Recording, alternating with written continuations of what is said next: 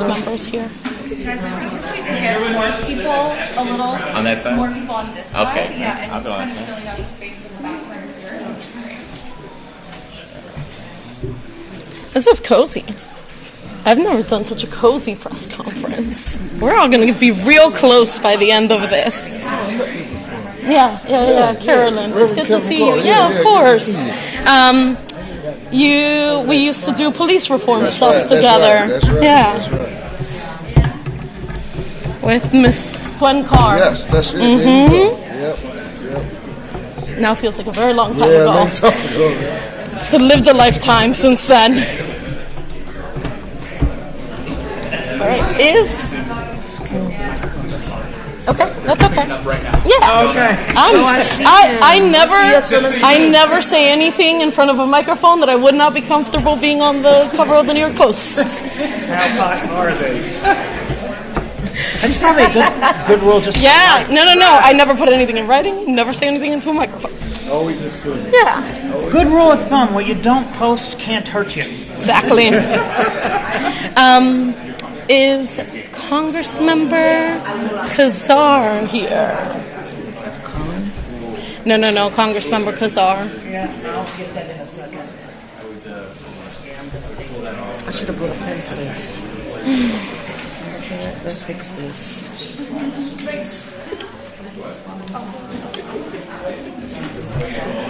I'm trying to connect psychically with the young woman from the office.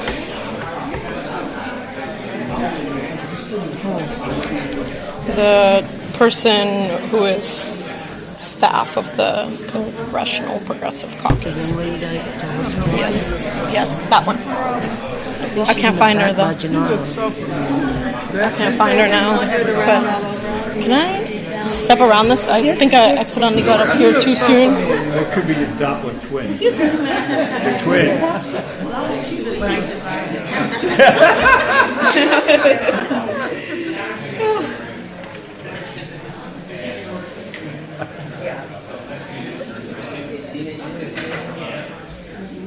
Her name is Prison.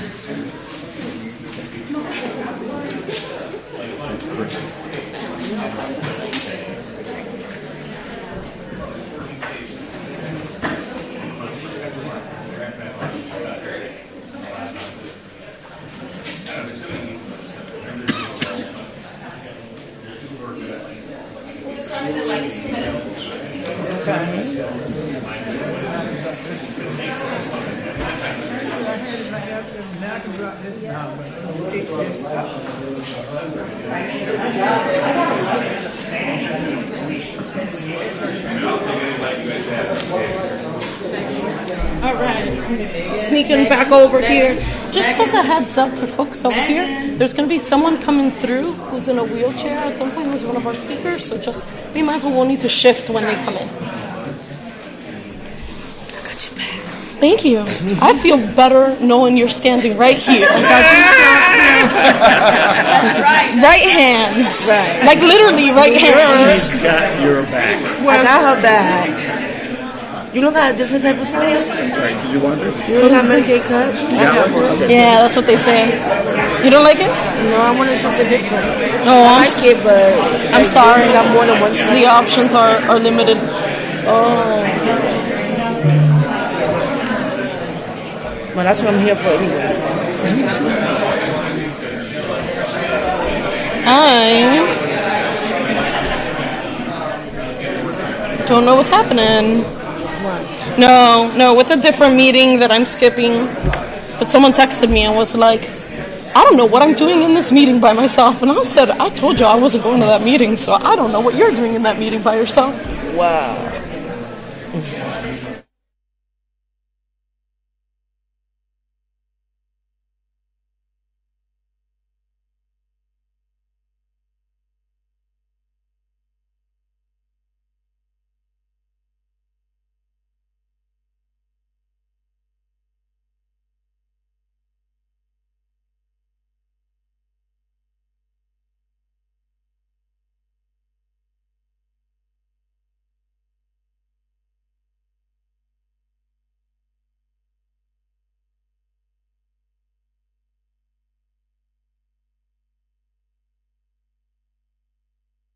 Sure.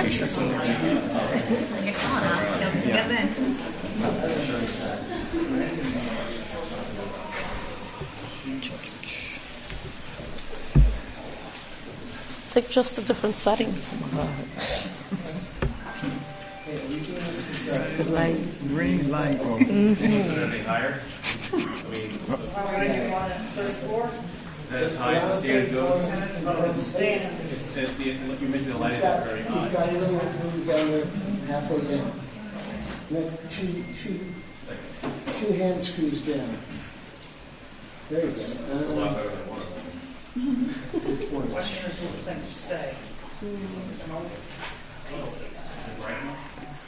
That's up in a lot. It's not a lot, but it looks really nice.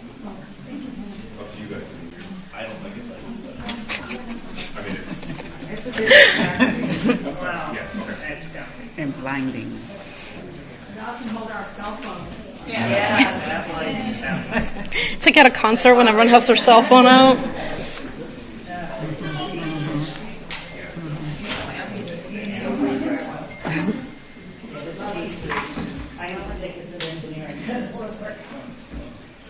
Just imagine we're outside and it's beautiful out and we're having another 75-degree day like yesterday. That was nice. That was nice. Those are rare. Lying in the grass.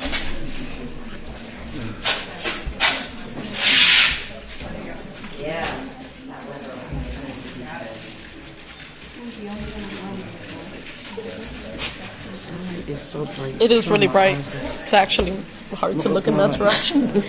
I was like, I don't know who's here. I can't look.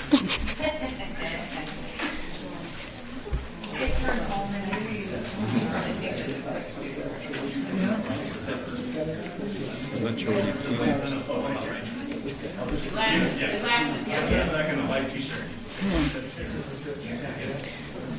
Just the one note is that at some point I'll need to shift this way, and so That's how we trying have to to keep open a it. little. Yeah. Are you okay? You need to let him out. Do you all want to step? Yeah, step forward Just a step little, forward. and then Sure. I will shift this way, and so. Okay. Yeah. Good. Yeah, actually, that's the right Once move. you shift out, I'll I'm going to shift go out back. first, then you go back. Okay, we figured it out. It's right. cozy back here. Okay, we get to start? All right. Good morning. My name is Carolyn Martinez-Class, and I'm the co-director of Citizen Action of New York, a statewide organization working to make New York State a better place for working-class people. We're a member of People's Action Institute, a national network of state and local power-building organizations that organize poor and working people to win issues that improve people's lives. We are here with Popular Democracy to tell Congress that Medicaid cuts kill. 1 in 4 Americans rely on Medicaid for health coverage. Nearly 8 million New Yorkers, including many of our members, are on Medicaid. 3/4 of all Americans, regardless of their political affiliation, oppose cuts to Medicaid that Donald Trump, Mike Johnson, and John Thune are calling for. There is not a single place in this country where people support cutting Medicaid. Every congressional district in every state opposes these cuts. That's why congressional leaders are using sneaky, underhanded tactics like calling for votes in the middle of the night in order to move their proposed $880 billion cuts. People from across the country have traveled to D.C. to urge their Congress members to oppose any cuts to Medicaid and to hold those who vote for these cuts accountable. Regardless of their rhetoric, these are votes to strip health care away from millions of poor and working families, seniors, people with disabilities, and children. And we're honored to join Representative Casar and the members of the Congressional Progressive Caucus in calling on those members of Congress who have lost their way to change their course. Vote for what's in best interest of your constituents. And you might be wondering, why slash Medicaid? The answer is that Trump, Johnson, and Thune want to hand out over $1 trillion in tax breaks for billionaires and need some way to pay for it. The good news is that it's not too late to put people over partisan politics. We're urging the Republican majority, including New York's Mike Lawler and Malia Takis, to reject any proposals that cut our health care. Affordable, accessible, and high-quality health care is the right and basic need of every one of us, no matter if we live in a city or in a rural community. Our healthcare system is plagued with problems because private insurance companies deny care and then try to steal our out-of-pocket expenses and our public dollars. Losing Medicaid will only make this problem worse. If billionaires have their way and Congress gets Medicaid in this year's budget bill, our country's healthcare stories, horror stories, will only become more frequent and more severe. Each state will lose billions of dollars, and medical centers and hospitals, especially in rural communities, are likely to close.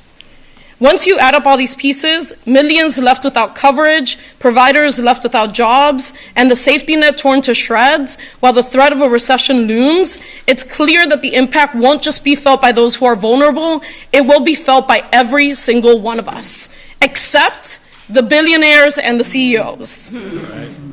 Congress is not trying to pass anything like a big, beautiful bill, like they like to say. They're jamming through an ugly proposal that will deny health care for millions of working people in every community, from every type of background, just to give tax cuts to the billionaires and CEOs who need to pay what they owe in taxes, right?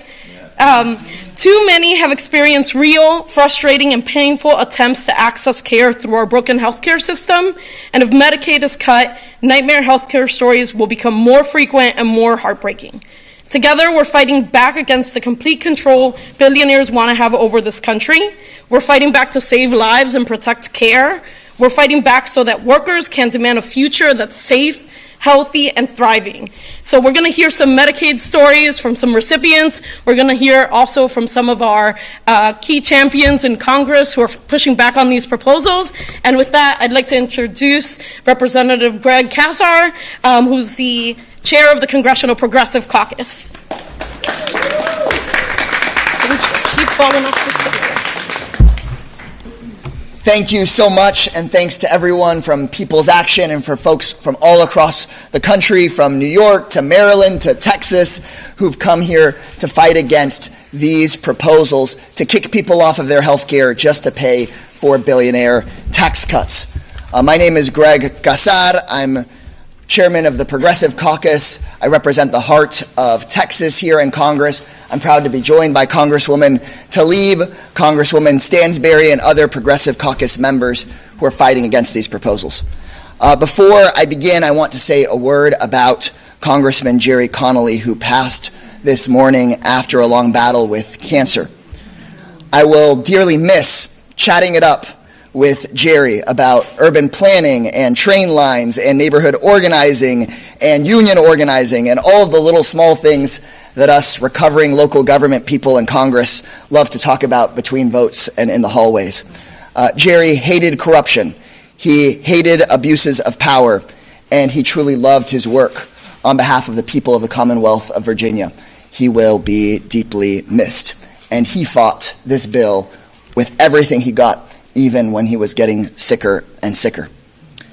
Here's what's so important for people to know, is that Republicans in this building are trying to hide what they're trying to do to the American people.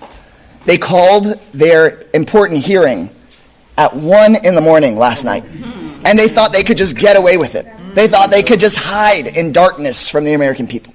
But because the people pushed us, Democrats said, no way. That's right. And we asked question after question after question because they thought they could get this thing through at 2 or 3 in the morning while working Americans are on their graveyard shifts. They thought they could take those Americans' health care away. Come on. But we said, hell no. We're going to ask the questions. We're going to push the amendments. I was up at 5 in the morning thinking that's when I would come and push my amendments. But folks had been pushing for so long that actually my amendments still haven't even come up yet because we got to bring this into the light of day. Right. We're actually fighting back and saying you can't just hide this in the dead of night. And when we put sunlight on this and when we show the American people what's actually going on, more and more facts come out. We know that this Trump Republican plan would be the biggest Medicaid cut in American history. But what we found out last night, when we brought this to the light, is that this bill also includes the biggest Medicare cut in American history of nearly $500 million. They tried to hide that. But what's packaged in here is they're giving such big tax breaks to billionaires that the law starts not just cutting at Medicaid, but also at Medicare. And so I'm going to go back to the Rules Committee right after this to keep fighting them and keep pushing them on this, but let's bring this horrible bill, this Trump tax scam, into the light of day and be clear about what will happen to people if this bill goes through. Millions of Americans will lose their health care, and millions more will face huge increases in the price of their health care. Nursing homes will close, and seniors and people with disabilities will lose their ability to afford the basics. Rural hospitals will close, and people will be left to drive hours if they have an emergency. Planned Parenthood clinics will close, and women will go without health care. For all these reasons, people will needlessly die. And what for? So that a few billionaires can buy their third yacht. So that a few big corporations can get another tax break. The lives of Americans will be sacrificed by these Trump members of Congress, all for the benefit of corporate greed. And here's the part that really gets me. These Republican members of Congress won't even meet with the people they're screwing over. They won't host in-person events or town halls just to answer people's questions. They won't look you in the eye and tell you why they want to take away your health care and make your life worse, all to give more money to their big corporate donors. They don't even have the spine to do that. But what I'll tell you is we're going to bring the truth to the light. That's right. That's right. That's why we are not just coming over here and giving speeches in D.C. or just voting no as Democrats. We're going to Republicans' own districts and hosting town halls. We're making sure that we go and let everybody know, whether they're liberal, independent, conservative, however they vote. Folks do not believe in taking people's health care away just so that Elon Musk can make another $1 billion. People just don't believe that. And so what folks in the press need to know is that this is deeply unpopular. The Republicans are trying to hide what they're doing. But if it comes to the light, we can stop this. Right. We can and will stop this. Right. Because Democrats can vote no, but it's the American people who can stop this bill and save our health care and save our democracy. It is people just like you who can do this. Remember, just a few years ago, Donald Trump said he was going to get rid of the Affordable Care Act, Obamacare. The Republicans ran the House, they ran the Senate, they said, we run the show, we're taking away your health care, like it or not. But people marched. People called. People held press conferences like this one. People wrote their members of Congress. People held their elected officials accountable. And they saved the Affordable Care Act, kept millions of people on their health care. That's what we just did, and we're going to do it again. We are going to stop this bill. Republicans don't have complete control of Congress. They have a 4-vote majority. And some of them don't want to vote for this bill because it doesn't kick enough people off their health care. So if we just get 1, 2, 3 of them to say, no, I'm going to vote like a congressperson representing my constituents instead of like an employee of the Trump-Musk organization. If we get just a few of them, there's over 200 Republican members of Congress, just 2 or 3 of them to vote their conscience, we can block this bill. That's right. We can block it in this Rules Committee today. We can block it on the House floor this week. Even if they get it through the House, we can block it in the Senate or when they send it right back over here. The fight is only just now beginning. So none of y'all think that this thing is even close to being over. We have a real opportunity here. And don't believe their lies. Trump over here says he doesn't want to mess with people's health care, but he's saying that he wants to push through this bill that cuts millions of people off of Medicaid and Medicare. They say one thing, but they are doing the exact opposite.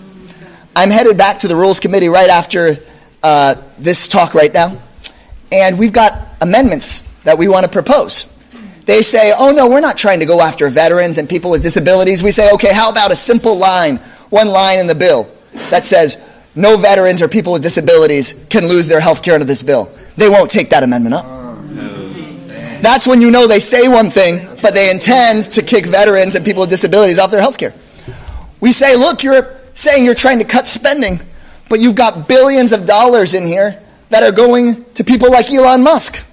What if we just say that if somebody is basically running the White House like Elon Musk, they can't get billions of dollars in contracts? They don't want to vote on that amendment because they might say one thing, but on the other hand, what they want to do is funnel billions of dollars in contracts to their donors. They're saying they're trying to save money. They're trying to save money on our kids and on our seniors and our veterans, and they're trying to spend money on their donors. So watch out for what they say and keep your eye on what it is they're going to do. Come on. What they're trying to do is take money from you, make you work longer hours, and then give it to the richest CEOs in the country. That's what they're trying to do. And what we are going to do is organize and agitate and bring the truth to light and block this bill and save our healthcare and save our democracy together. That's exactly what we're going to do. And I'm so grateful to you guys for having this press conference and organizing all over the country to do it. We can't do it without y'all. Thank you all very much. Since I do have to run to the Rules Committee, I can take one or two quick questions and then we'll pass it along to more speakers. Anybody? Dave? Thank you. One way Republicans are trying to keep people in line on this, there are people that saying, well, the Medicaid cuts are going to affect able-bodied workers, and they're going to affect states that cover non-citizens in their health care plans. Why are they wrong about that? About the politics of saying we're going to cut off like a state health care plan, a mass health or something that covers non-citizens. They're very confident that that's going to be popular. They think that they can lie and that will work. And that will only work if people don't hear the truth. That's why they're saying these things. We know that these are the biggest Medicaid cuts in history and that virtually everybody on Medicaid either works or is a senior with a disability or is a child. They're going to be kicking kids off of their health care. They're going to be kicking veterans and seniors off of their health care. That's why they won't take amendments that say, well, we'll protect veterans or we'll protect seniors, because they aren't actually instituting work requirements. They're instituting paperwork requirements. They're putting in place all of this red tape that we've seen in places like Texas, where they say you've got to fill this out and fill that out and make sure to go here and there. That way they can kick people off their health care and blame them for it. So yeah, the Republicans are banking on an age-old strategy of lie as much as you can about it and hope you don't get caught. And what we have to do is catch them in the lie and prove show the American people what Republicans are really up to. And that's unfortunately our job as Democrats if the other political party is willing to just lie as their entire political strategy. But look no further than a 1 a.m. rules hearing. Anything else? Okay, thank you guys very much. I'll turn it back over to People's Action. Thanks, guys. Up next, we'll have Representative Rashida Tlaib join us, who's the Congressional Progressive Caucus Vice Chair. Thank you so much. Thank you all so much for being here. There are so many of my residents that can't physically come here, or they don't have the financial means. And I know many of you come together and working with the nonprofit sector and making sure your voices are heard here. Thank you for being here on their behalf. I just got to say, Republicans need to stop lying. Come on. For months, I've been sitting on the floor watching them get up, holding pages. I don't know if they're blank or what it is. We're not cutting Medicaid. The word Medicaid is not in there, which is kind of accurate. But then when the Congressional Budget Office says if you're cutting from the committee that covers Medicare, Medicaid, Affordable Care Act, you are cutting nearly $1 trillion of Medicaid. So stop lying to the American people. Stop with getting on the floor and saying it doesn't say that. When the Congressional Budget Office is nonpartisan, y'all, they're coming out, they're saying there's going to be 13.8 million people kicked off of health insurance. They're not lying. They have no reason to. But the Republicans do. They want to hide the fact that, again, many of their residents, by the way, some of them have more people in residence on Medicaid than I do in my district. And let me tell you, the 12th Congressional District, we're talking about thousands of people going to be cut off. But what I hear the most from is not my seasoned residents, who also, of course, are going to be directly impacted, but is the parents, is the moms and the dads and the grandparents that are calling me saying, I have a special needs child. Come on. And you don't understand, the Medicaid is what covers the wraparound services. And they're in tears because they just don't know, because all they want to do is take care of their family members. That's their responsibility. And don't act like Medicaid is some sort of handout. We're subsidizing for the fact that there is a for-profit scheme within our healthcare system. It's a Band-Aid. And you're about to rip the Band-Aid off. The betrayal for our families is real here. It is so real. It will take food out of the mouths of children that are hungry. It will take tax cuts, tax giveaways. It ain't cuts, it's giveaways to the billionaire class. They all tout about deficit this, deficit that. They're so upset that the Congressional Budget Office said, nah, they're going to increase the deficit by $4 trillion. So all of you pretending that you're not going to hurt the residents that sent you here, all because of your donors, corporations, polluters, and all the people that, again, all those corporations and folks that don't need the cut, they don't even need it. That's right. That's right. You're going to do it on the backs of those that are the most vulnerable. You know, when I think of Medicaid and I think of the stories that have been coming into our office, because we've been asking them to share it, because people don't understand what the real impact is. People don't plan to get sick. They don't plan to get disabled. They don't plan any of this. It's not their fault, and they're shaming them, trying to pretend that they're just sitting around saying, oh, please help me get my diabetes medicine. That's not what they want to do. But guess what? And because I'm going to always tell you the truth. Guess where they did increase? Which budget did they increase?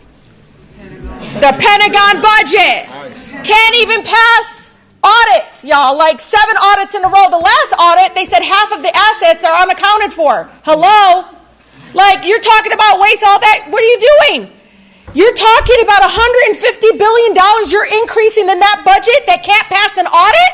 But you're going to come and pick on the parent that has a disabled child or one of my veterans who relies on Medicaid. This is where we all need to continue to speak the truth and push back. But you know, I know why. Because many of my colleagues own stock in war manufacturing. They benefit personally. Every time they increase the defense budget. Every time they build a plane that can't even fly in the rain, y'all. We're still paying for those. But there they are wanting to cut chips. People that are in affordable care, many of my retirees are. Because they didn't have health care coverage when they retired. You know, the president's going to gaslight people, say, oh, don't do this. You know he can make them not cut it. Stop pretending. You know, I can't believe that we still have dirty water in my district, that we don't have child care, that we still have this broken health care system, because Medicaid is that Band-Aid. It ain't perfect. All that, they never have money to help the residents and the families and the communities. Man, do they always have money for the Pentagon budget and defense. It's shameful. But I want you all to know the power that you all have. Because I come from Detroit, and I'm telling you, the community mothers taught me this from day one. They said, you think that institution is going to move on its own? It's when you all move it. They don't wake up saying, oh, it's a really good idea to be able to have Civil Rights Act. It's when people made them do it. So know the power that you all have. Continue to speak that truth. They can try to gaslight and say things. I'm telling you, I have Congressman John James. I'm going to tell y'all, right? This community is dependent on Medicaid. They're protesting in front of his office every single day. He won't have a town hall. And he's in there saying, no, I'm not cutting Medicaid. He's hiding from his people. I'm not cutting. Stop lying. You're definitely doing it. And you're doing it for the billionaires and the corporations.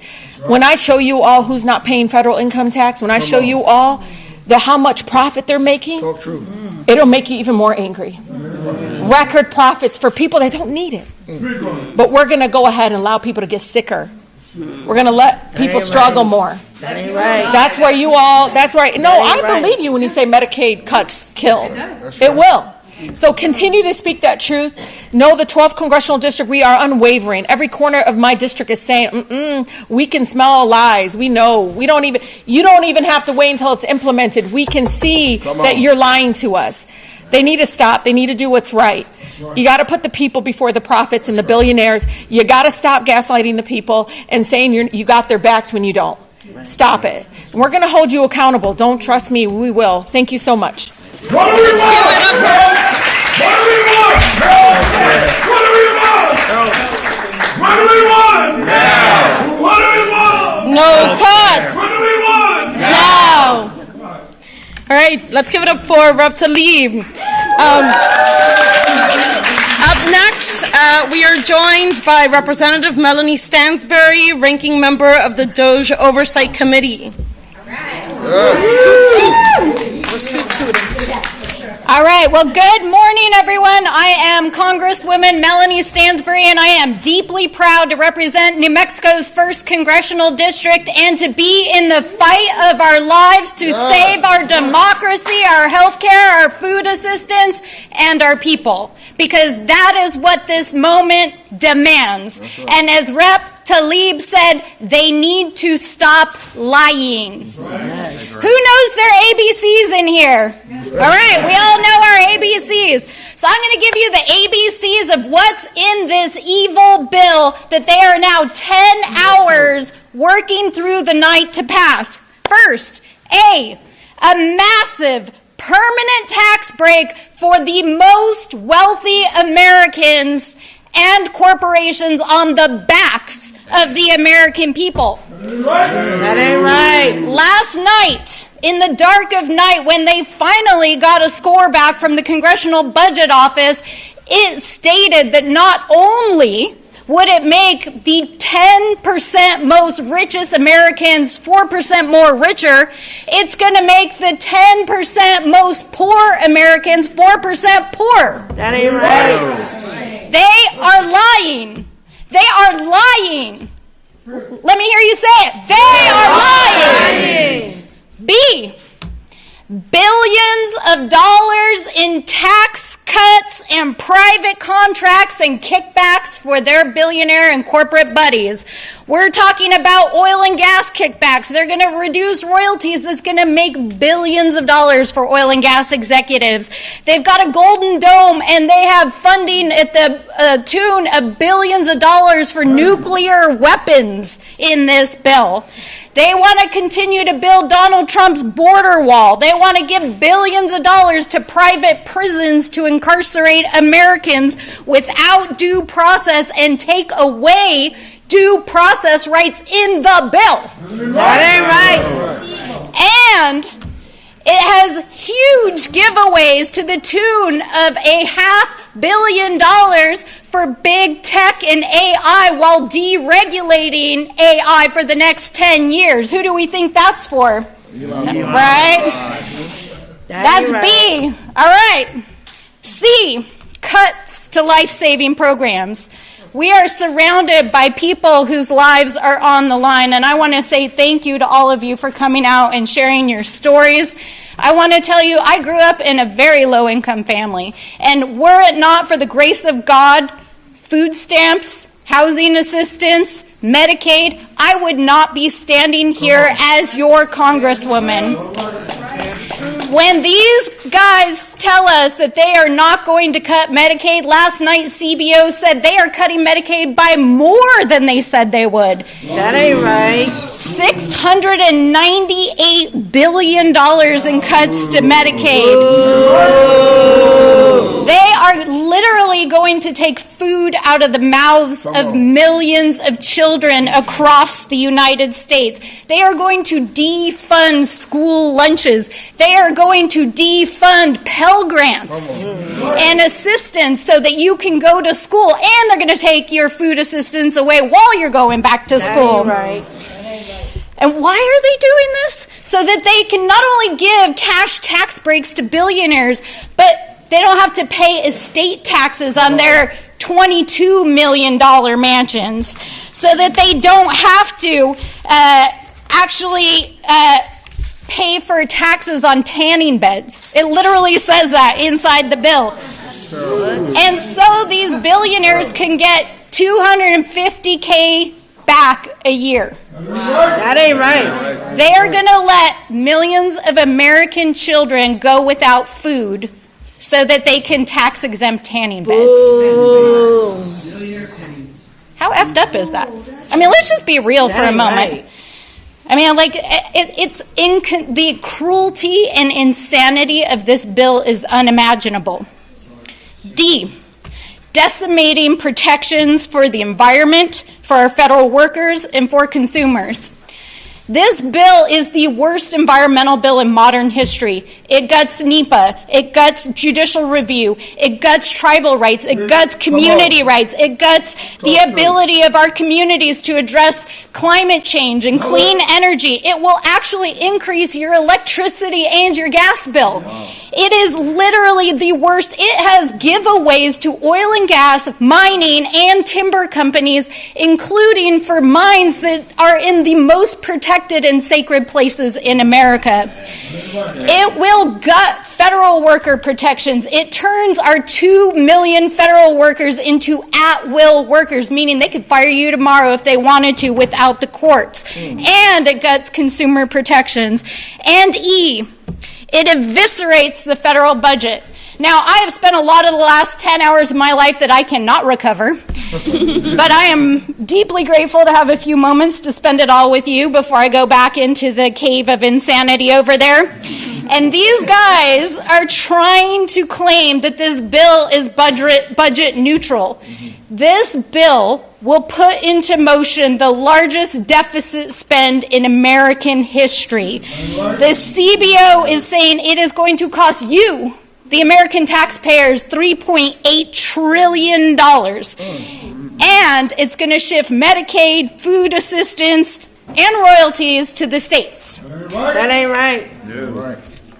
There's a lot to say about this bill, but it is garbage. And while we are standing here, I would be remiss if I did not also say that while we are here in the Oversight Committee right now, the Republicans are literally hearing legislation to repeal police reforms for the District of Columbia, to hit the budget for the District of Columbia, and we all know that this weekend is the anniversary of George Floyd's death. That's right. So we all need to be real about this moment that we're facing. Come on. We need to understand what they're doing. We need to understand that even though they tell us one thing, they know exactly what they're up to. And we know that this is a wholesale attack on the American people and our communities, and they want to take us back to the 19th century. We are not going to let them. Because the American people are going to organize, we're going to fight back, we're going to take it to the polls, we're going to take it to the streets, and we will win. So, everyone get out there, get loud, organize, and let's do this. Let's give it up for Rep. Sanford. We win! We win! We win! Woo! Yeah. Okay, I'm like, that was a good chant. I was like, I feel hype. Okay, next up we're going to have a Medicaid storyteller. We're going to be joined by Jacksenia Weeks, who is representing New York Congressional District 11, which is Rep. Malia Takis.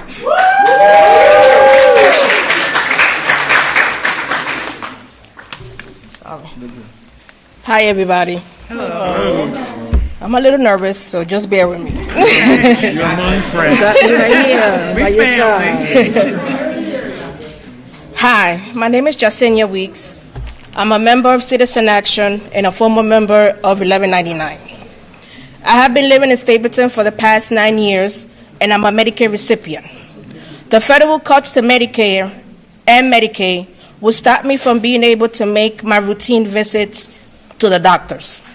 I will not be able to receive the mental health care I have been receiving for a number of years and do not want to risk losing access to my therapist. And my children will lose their ability to go to the doctor. As a mother, it is very scary to me that my kids will lose access to the care that they have relied on since they were born. I have two sisters who deal with chronic illness. My sister, Damaika Irish, my older sister, has lupus diagnosed since she was 18, and now she's in her 50s. She needs Medicaid to cover the cost of her medications. She cannot go on without these medications. My younger sister, Bexy Martinez, has fibromyalgia and diabetes. She also needs Medicaid to manage her pain. This administration already removed insulin price caps, which hurt the diabetic community. If these cuts go through, my sisters will be in tremendous amount of pain. Medicaid allows my sisters to live as comfortable as she can despite their illnesses.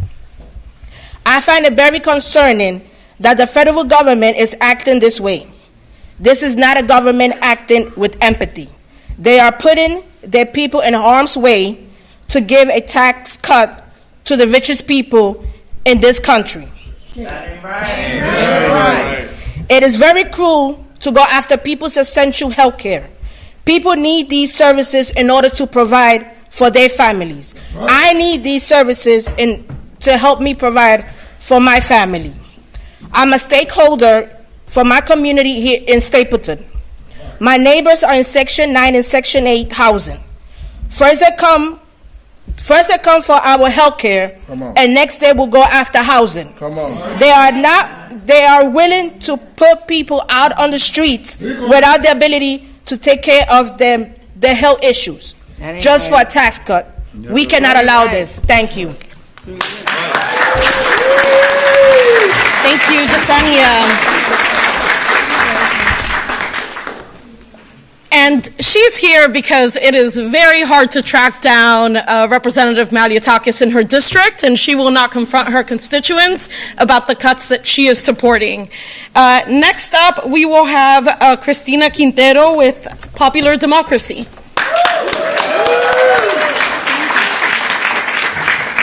Good morning, everybody. We're coming all the way from Texas, and this is my daughter, Tina. I am a mother of two children that are on the spectrum. One, 9 years old, that I couldn't bring with me because it's a little bit challenging with two children to fly. And he's at home with my sister. And Tina, that's 11. The tax cuts that are going to happen to Medicaid directly affect my family. Both of my children have had Medicaid since the moment that they were born. I was a high-risk pregnancy both times.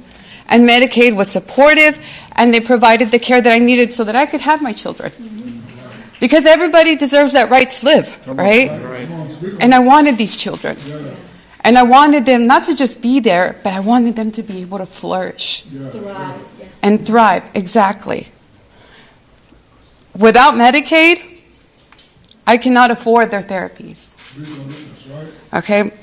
Let's just put it in perspectives. I've gone through screenings and diagnoses and treatments just for them to lead a normal life, to be able to be around people, because in this environment, children with ASD, they have to learn to adapt to their society. Let's be realistic. Yes. Right? And it's difficult. It's very challenging for every family that has to go through that.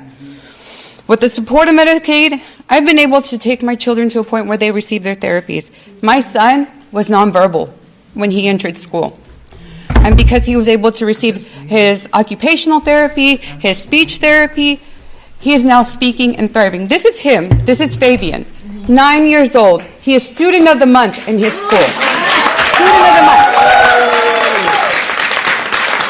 And he is doing great. He is expressing himself, and Tina is able to express herself. So it hits us very personally, knowing that Medicaid supported those therapies that they needed to be able to be there and be able to learn and to be able to be in this world. Because realistically, I want them to be independent. I want them to walk out and be able to order a pizza without not having those challenges. I want them to be able to go to the library and ask for a book and be able to read that book. And without those therapies, I cannot have that. I cannot assure my children that they will be able to go to college and comprehend those simple things that a lot of us take for granted. That's right.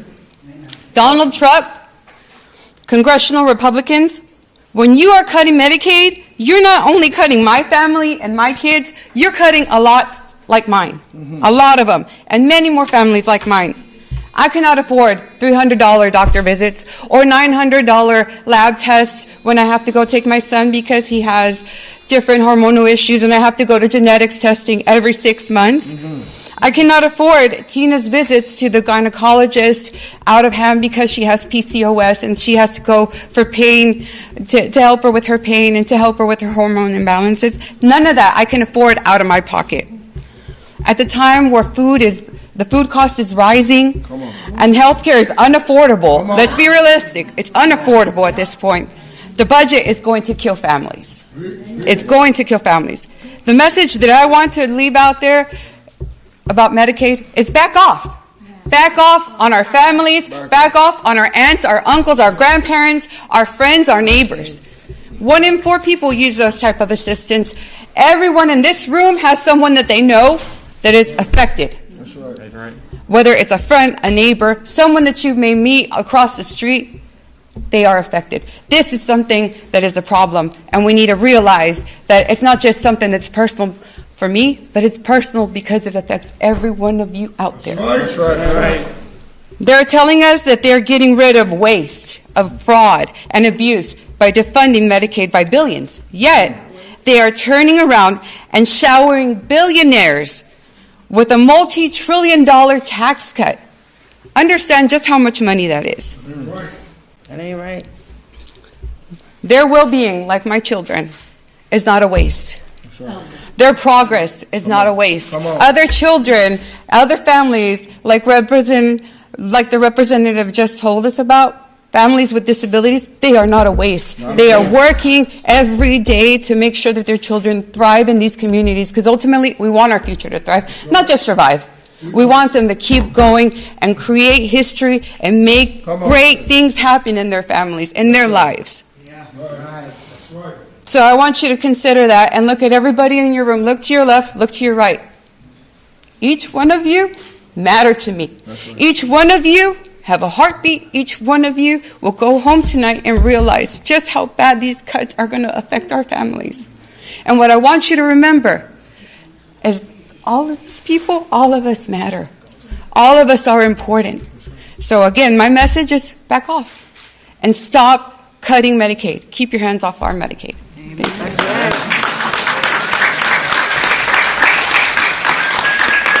Thank you so much, Christina. Can I get a hell no Medicaid cuts? Hell no Medicaid cuts! Hell no Medicaid cuts! Hell no Medicaid cuts! All right. The next up is going to be Cynthia Burton and her family from Missouri 7, I believe. I hope I didn't mess up the congressional. I'm like trying to get Michigan. It's Michigan. Oh, It's Tom Barrett's Michigan district. 7. Michigan 7. Hello, my name is Cynthia Burton, and I'm from Holt, Michigan. And I'm here because we all shouldn't have to be ashamed of our health care. That's right. I shouldn't have to be ashamed of my health care. I have Medicaid. This is my son, Elijah, my grandchild, Micah, as well as my husband here just pulled up. That is Keith. Hope they all get a chance to speak. But we shouldn't be ashamed of our health care. I'm taking care of him. After strokes, multiple of them, 5, believe it or not. That man's there, and we work with him. We work with him to wheel that chair around. We work with him to talk. We work with him to hear. We work with him to hold his fork and to swallow. Eventually, I had to take off work. And I need health care for me. Come on. So I shouldn't be ashamed, and I'm not. I'm on Medicaid. And I deserve to be on Medicaid and take care of me so that I can take care of him. We deserve that for our family, for my older kids, for my grandkids, and for our structure as a family. Every family deserves that. Keith, would you like to say something? And I came with my mom not just to advocate for her care for my father, but also because my wife and I have been foster parents for a few years, and we've fostered many kids in our home. And a lot of those children rely on Medicaid when they come to us. That's right. Healthcare is expensive no matter how you get it. And when those kids come into our care, we cannot afford to take them to all the doctor's appointments that they need. Specifically, we had a sibling set of 4 come to our house at one point. My wife and I were caring for 6 kids at once. And the twin boys that came to our care, the only health care they had at the time they came to us at 3 years old was at their birth in the hospital. One of them was born of a healthy weight and the other was underweight. By the time they came to us, they needed multiple hospital visits for breathing issues, for urinary issues. One of them was circumcised and the other was not. There were so many things going on in their little lives at 3 years old. And without Medicaid, I don't know that those boys would still be alive and still be in my extended family today. Medicaid is literally life-saving for people. The millions of kids in foster care right now need Medicaid. We cannot take care and lives away from people. That's what these Medicaid cuts are doing, is taking people's lives. Yep. Thank you. Thank you. Congressional Republicans are working hard in the middle of the night in their attempt to slash Medicaid. We've heard from folks, from working class people, to give tax breaks to billionaires. You got to look at the list of where we are in terms of who I'm calling up next. We're going to have Denise Lugo from the National Domestic Workers Alliance come up next.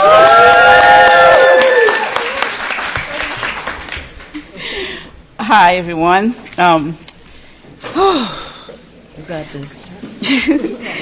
Hi, my name is Denise Lugo. I live in Fayetteville, North Carolina, and I have been a certified nurse aide and a home health aide for over 30 years. Yet I am a proud member of the National Domestic Workers Alliance, and we dream in black. I am also a mother of 7 kids. They all grown. Grandkids and great-grandkids. And I come from a family of caregivers. My mom was a nurse, and she worked with mentally challenged patients in the hospital. So I used to go to work with her and follow her and see how she does her work. So I know how to take care of people, patients, clients, and I learned from my mom. I started my career in a nursing home at age 22. But it wore me down. We didn't have enough staff. We didn't have enough work. We was overworked. And patients that stayed there took it out on us because their family member brought them there. So, we was getting cursed at, spit on, bitten. So, yeah, we had it rough. And I can't do it. And I had to go home to my kids to take care of my kids. And I can't do this no more. I said, I cannot do this no more. So I moved back to North Carolina. When I moved to North Carolina, I took up home health. I applied for home health. And I've been doing home health for 25 years. So I love it. It's very informational because I get to hear client stories and how they grew up and how they living. So the aging, the disability, they all need Medicaid. That's right. They rely on Medicaid. That's right. They have to get their medications. They have to go to doctor's appointments. They need transportation to go to their doctor's appointment. So without Medicaid, they won't be able to do none of that. And also without Medicaid, the people, they won't be able to live. Their family members that's taking care of them will not be able to live because they stuck in the house 24/7. They can't go to work. They can't even get out the house for a break because they in the house taking care of their family member. And that's depressing. That's very depressing. Yeah, that's very depressing. So, and the hours, Medicaid only lets you have a certain amount of hours. So we need Medicaid to boost up these clients' hours because 1 hour a day, 2 hours a day, it's not going to work. That's right. It's not going to work. We need to straighten, not only protect Medicaid and continue Medicaid, we need to ask Medicaid to help these people that's having home health care to boost up their hours, so their family can have relief and so we can work. Without Medicaid, I won't be able to live because of the medications I'm taking for my heart, for my kidneys, and I just got diagnosed with diabetes, I would not be able to live. I need Medicaid. And for my clients, they can't go into the nursing homes because they won't have Medicaid. The family can't go to work because they don't have Medicaid, and I can't go take care of them because you don't have Medicaid. And I'm sorry, but I don't work for free. That's right. So, I mean, I love them and everything, but we need Medicaid I need Medicaid for my health, for my job, and I don't get paid to even go to my client's house, and they can live five miles from me, and I don't get paid to go there. I don't get medical insurance, no kind of medical help. I don't get holiday pay, okay? I don't get retirement pay, okay? I don't even have a retirement plan. The only plan I have is when the Lord tells me to sit down, that's when my retirement will happen, So, they need to sit down, shut up, and leave us alone. That's right. Okay, so I mean, it's crazy. It don't make no sense, and when you putting us at risk, we would die. We would literally die for no reason at all. That's what I feel like. It's just no reason at all. We have to live. Don't reach people. They got what they wanted. Let them have what they wanted. Leave us alone. Please leave us alone. Leave us alone. I love what I do, and I may not get paid for what I'm worth, but I love what I do. So please protect our Medicaid, protect our people, protect our clients, protect their family, protect our family. Let me ask you all a question. If your family or your family or your family needs Medicaid, tell me, what would you do? What would you do? You may need Medicaid years down the line. If you don't have it, what would you do? If your family needs it years down the line, what would you do? Fight. That's what I'm talking about. Fight. We are going to fight. We are going to protect Medicaid. We are going to protect our family. We are going to protect us. And that's what we need. So them people over there, sit down, shut up, and leave us alone. That's right. Amen.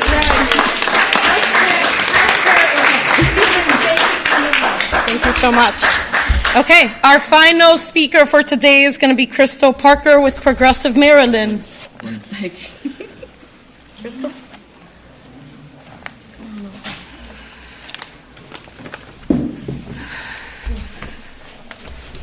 Good afternoon, everyone.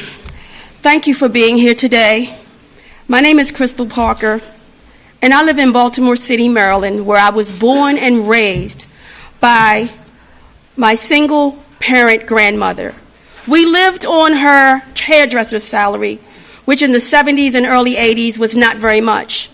However, I was a very happy and active young girl, participating in sports, music, and other civic and community activities.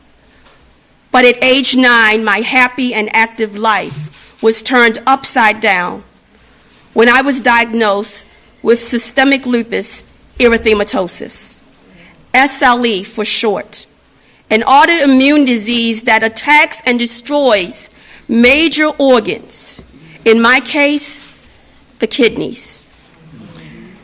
I was confirmed as the second youngest person in the U.S. to be diagnosed with this debilitating disease. Imagine as a 9-year-old child, you are told that you have a serious chronic disease with no known cure, that you can't go outside and play in the sun, that you have rheumatoid arthritis, that you will have uncontrollable joint pain, high blood pressure, and migraines. Imagine being told by doctors at age 14 that you were assured not to live past age 25, and that there were only experimental drugs and steroids that could maintenance this disease. Imagine being told that your kidneys were guaranteed to fail.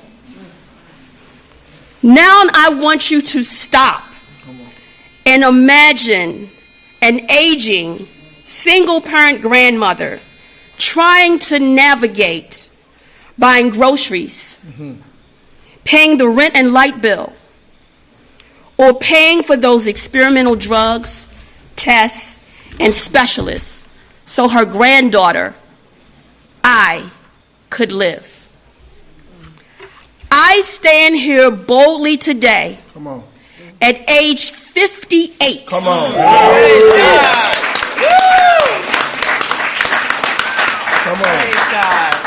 To say that if it had not been for my grandmother's prayers Yes, sir. and Medicaid, Yes, sir. I would not be here today. Come on. I was only able to receive care because Medicaid was available. Yeah. When we say Medicaid is a lifeline for millions of people in our country, that's not an exaggeration. Come on. It's not rhetoric. It is an absolute truth. And that's why I'm here today. Come on. To tell Congress that they must act to support and strengthen Medicaid, not gut it. Come on. Right. Our message is, don't take health care from our children, from our newborns, from our elders. Our country has the providers, the facilities, the medicine, and the knowledge to make sure the health needs for every single child is met. That's right. While it's not been easy living with these conditions, 16 years of dialysis treatment, 2 kidney transplants, 2 cancer diagnoses, and the fight for affordable prescriptions, I've lived a rewarding life. Amen. And Medicaid played a leading role. Amen. That's why I will never stop lifting my voice to advocate, agitate, and fight to save Medicaid and Medicare. No cuts to Medicaid. Amen. Medicaid cuts kill.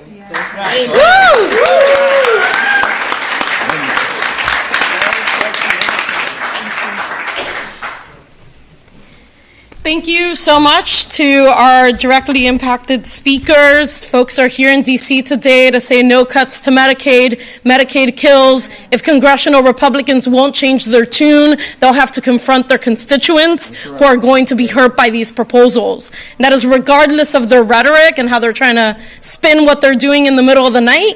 And so thank you so much to the folks who have spoken. Thank you so much to the Congressional Progressive Caucus. And we are closed. Thank you. Thank you. Thank you. Wonderful.